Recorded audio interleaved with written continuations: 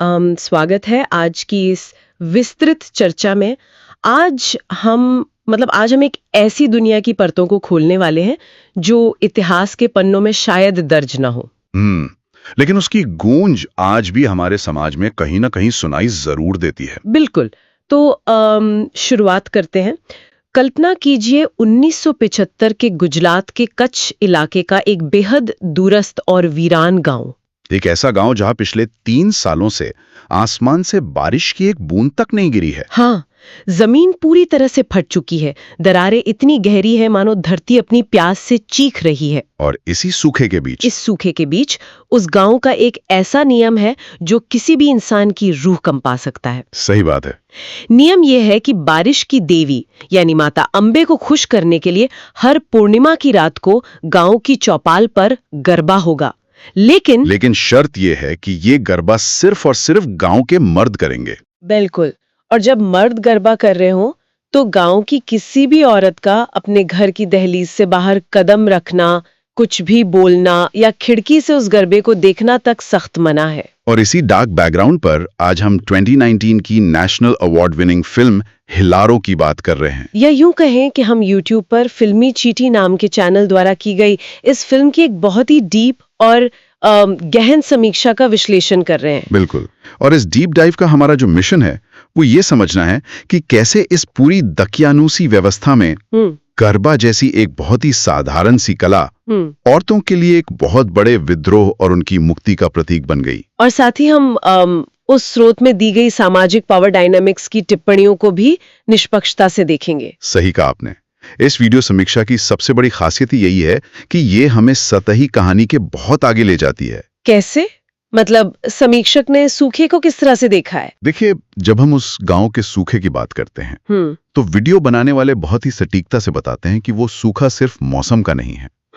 वो सूखा असल में उन औरतों की जिंदगी में है। ये उनकी आजादी, उनकी खुशी और एक स्वतंत्र इंसान के रूप में उनकी अपनी पहचान का सूखा है। वाह, मतलब वो गांव सिर्फ एक जगह नहीं है। बिल्कुल नहीं, वो सदियों पुरानी उस व्यवस्था का जीता जागता प्रतीक है जहां एक इंसान को अपनी इच्छाएं बताने या छोटी सी खुशी महसूस करने का भी हक नहीं है। ये तो हुई उस घुटन भरे माहौल की बात।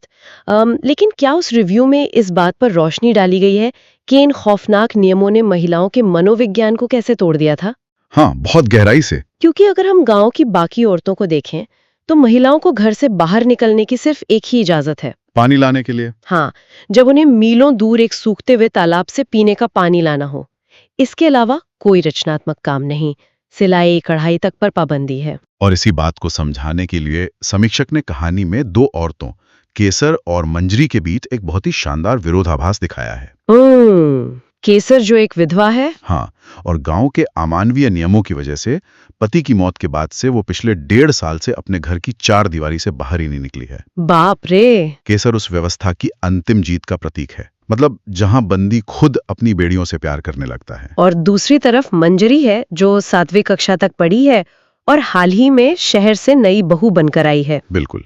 और जब मंजरी पहली बार बाकी औरतों के साथ पानी भरने जाती है और 1.5 साल बाद घर से बाहर निकली केसर की बदहवास हालत को देखती है तो वो एक बहुत चुभने वाली बात कहती है। हाँ, वो कहती है कि 1.5 साल के बाद खुली हवा लगने पर इंसान पागल ही होता है, मानो किसी मुर्दे को 1.5 साल बाद पता चला हो कि वो अभी जिंदा है। ये एक डायलॉग पूरी तस्वीर साफ कर देता है। ये नियम सिर्फ शारीरिक कैद नहीं है, ये आत्मा को मार देते हैं। मंजरी का यह नजरिया सच में झकझोर देता है। और इसी से जुड़ा एक और सवाल उठता है। क्या? कि गांव के मर्द मंजरी जैसी नई सोच वाली औरत को किस तरह देखते हैं?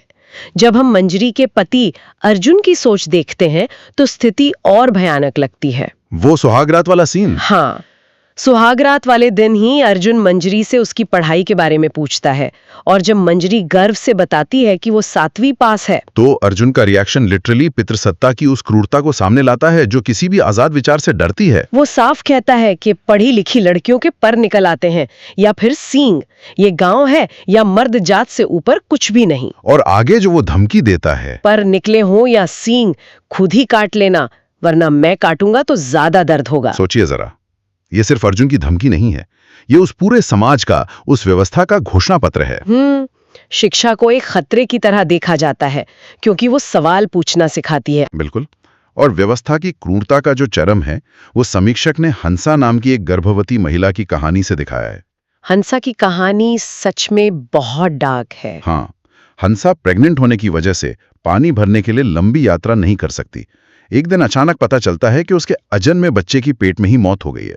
और बाद में वो खुद ये खौफनाक सच बताती है कि ये कोई मिसकैरेज नहीं था। नहीं, उसके पति ने गुस्से में उसे धक्का दिया था, उसे बेरहमी से पीटा था, जिसकी वजह से बच्ची पेट में ही मर गई। ये साफ दिखाता है कि ये नियम सिर्फ समाज के लिए नहीं है, ये औरतों के शरीर और उनके अधिकारों पर पूरा कंट्रोल करने के हथियार हैं। हृदय विदारक है ये सब। लेकिन इतिहास गवाह है कि जहां भी दमन अपनी हद पार करता है, विद्रोह की चिंगारी कहीं ना कहीं से फूटी पड़ती है। बिल्कुल। और इस गांव में ये चिंगारी कला के जरिए कैसे फूटी, उस रिव्यू में मूली नाम की एक विधवा के पास्ट का जो जिक्र है वो बहुत अहम है।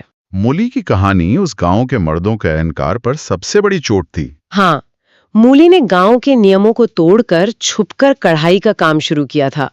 वो अपने कपड़ों को कानो नाम के एक शहरी लड़के की मदद से शहर में बिकवाती थी और पैसे कमाती थी। और समीक्षक यहाँ एक बहुत बारीक बात की तरफ इशारा करते हैं। क्या? एक औरत का आत्मनिर्भर हो जाना, अपने खर्च खुद उठा लेना, ये पितृसत्ता की नींव को पूरी तरह हिला देता है। मर्दों को सबसे ज्यादा खौफ इसी बात से था। इसी बौखलाहट में उन्होंने सिलाई कढ़ाई का सारा सामान जला दिया और नया नियम बना दिया कि कोई औरत कढ़ाई नहीं करेगी। और इससे पहले को वो मूली के साथ कुछ कर पाते, वो शहरी लड़के के साथ भाग गई। लेकिन अंधविश्वास की हद देखिए, जब 3 साल तक बारिश नहीं हुई तो उन्होंने इसका दोष माता के रूठने पर मढ़ दिया। और एक ढोंगी बाबा के कहने पर उन्होंने भागी हुई मूली को खोज निकाला और उसकी बलि तक चढ़ा दी। ये दिखाता है कि सत्ता खोने के डर से लोग कितने खूंखार हो सकते हैं। रोंगटे खड़े कर देने वाला वाकया है ये।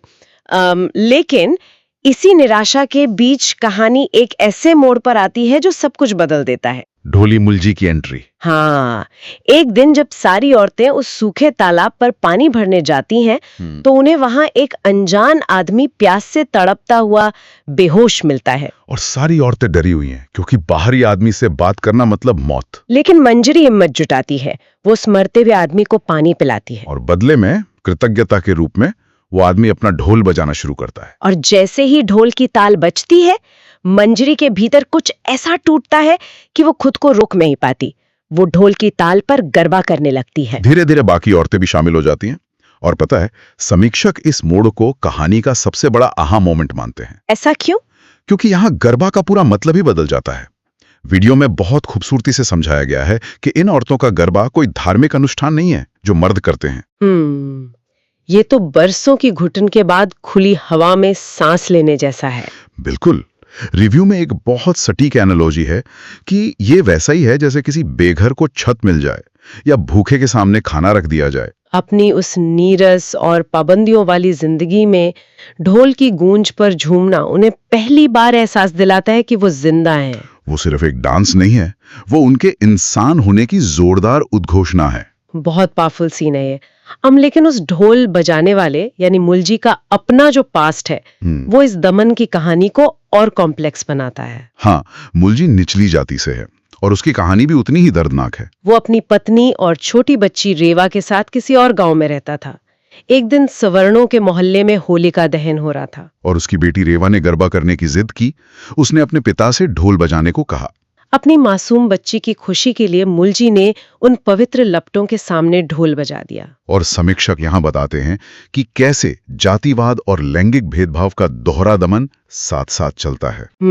जब उच्च जाति वालों ने देखा कि एक अछूत उनकी पवित्र होलिका के सामने ढोल बजा रहा है, उनका अहंकार आहत हो गया। उन्होंने इसे धर्म का अपमान माना और बदला लेने के लिए रात के अंधेरे में मुलजी के घर को बाहर से बंद करके आग लगा दी। हे भगवान! उस आग में उसकी पत्नी और मासूम बेटी जिंदा जल गई। तो उच्च जाति के मर्दों का वो घमंड मुलजी के लिए उतना ही जानलेवा था जितना इस गांव के मर्दों के नियम यहाँ की औरतों के लिए हैं। बिल्कुल। सत्ता और श्रेष्ठता के अहंकार ने दोनों जगह मासूम जिंदगियों को कुचला। और इसीलिए जब मुलजी इन औरतों को गरबा करते देखता है, उसे उनमें अपनी बेटी रेवा नजर आती है। ये दुख और विद्रोह का एक बहुत ही मार्मिक रिश्ता बन जाता है। इसके बाद तो औरतें हर दिन छुप छुप कर उस बंजर जमीन पर गरबा करने लगती हैं।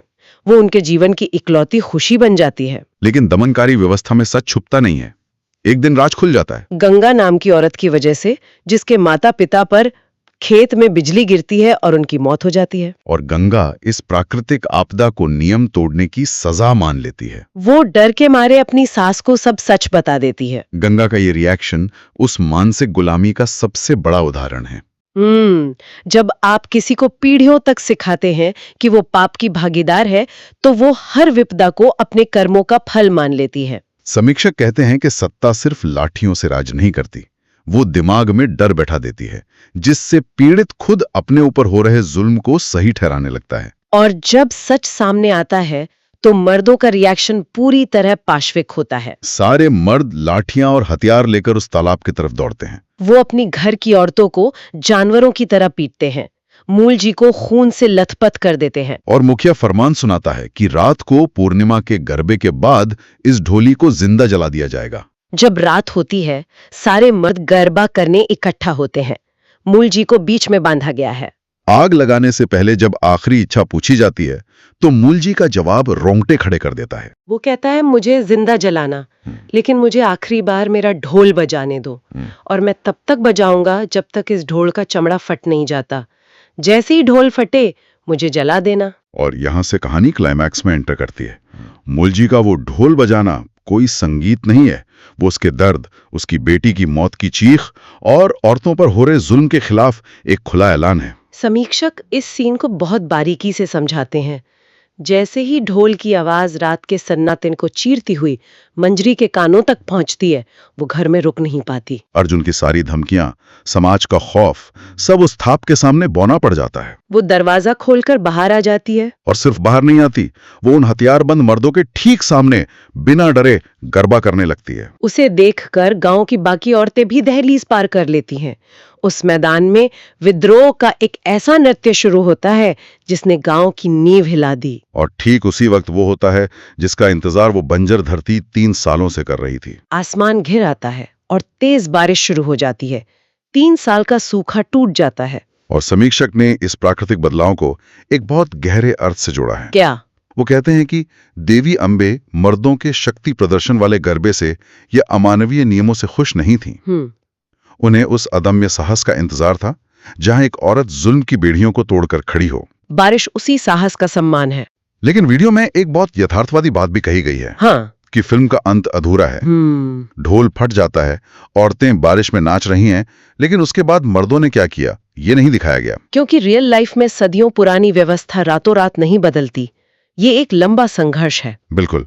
अब कहानी से थोड़ा आगे बढ़ते हैं, उस रिव्यू के सबसे ज्वलंत हिस्से पर बात करते हैं। हाँ, जहां स्रोत ने इस कहानी के जरिए हमारे आज के समाज के पावर डायनामिक्स पर एक बहुत बेबाक टिप्पणी की है। यहाँ हम अपने सुनने वालों को स्पष्ट कर दें कि इस हिस्से में हम जो भी विचार रख रहे हैं वो विशुद्ध रूप से उस वीडियो बनाने वाले के नजरिए से हैं। हम किसी राजनीतिक विचारधारा या पक्ष का समर्थन नहीं कर रहे हैं। बिल्कुल, हमारा उद्देश्य सिर्फ स्रोत सामग्री के विचारों को आप तक पहुंचाना है। तो समीक्षक ने अतीत के दमन और आज के समय में कुछ पुरुषों के विक्टिम कार्ड खेलने के बीच एक संबंध स्थापित किया है। जी। ये नजरिया क्या है? वीडियो के मुताबिक अतीत में पुरुष प्रधान समाज ने सत्ता के नशे में सती प्रथा, कन्या भ्रूण हत्या, दहेज हत्या जैसी क्रूर प्रथाओं से औरतों को दबाया। स्रोत का तर्क है कि आज जब कानून औरतों के पक्ष में मजबूत हुए हैं और कुछ मामले आते हैं जहां पुरुष झूठे मुकदमों का शिकार होते हैं या तलाक में वित्तीय नुकसान उठाते हैं, तो समीक्षक का मानना है कि जो पुरुष आज खुद को पीड़ित बता रहे हैं वो असल में उसी ऐतिहासिक दमन का कर्मा भुगत रहे हैं। ये पूरी तरह से सत्ता का खेल है। स्रोत कहता है कि जिसके पास पावर होगी वो रूल करना चाहेगा।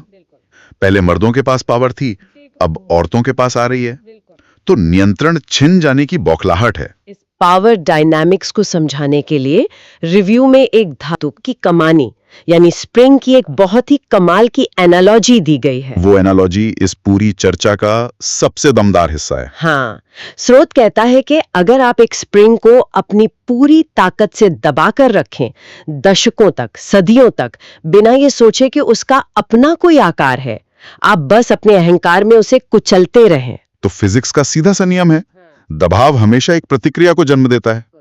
जब सदियों तक दबाई गई वो स्प्रिंग अचानक आपके हाथ से छूटती है तो वो अनुशासन से वापस अपनी जगह पर नहीं आती। वो बेकाबू होकर आक्रामकता के साथ उछलती है। और इस अंधी उछाल में हो सकता है कि वो स्प्रिंग सीधा आकर उसे दबाने वाले व्यक्ति की आंख ही फोड़ दे। और यहीं पर वीडियो की टिप्पणी सबसे गहरी चोट करती है। कैसे? जब आंख फूटती है तो उस व्यक्ति को लगता है कि स्प्रिंग ने बिना बात के उसकी आंख फोड़ दी। वो खुद को विक्टिम मानकर स्प्रिंग को हिंसक घोषित कर देता है। लेकिन स्रोत के अनुसार कड़वा सच ये है कि वो आंख स्प्रिंग ने नहीं फोड़ी, वो उस व्यक्ति के अपने कर्मों ने फोड़ी है जिसने स्प्रिंग को इतने सालों तक बेरहमी से दबाकर रखा था। दमन जितना कठोर होगा, उसका विस्फोट उतना ही विनाशकारी और दिशाहीन होगा।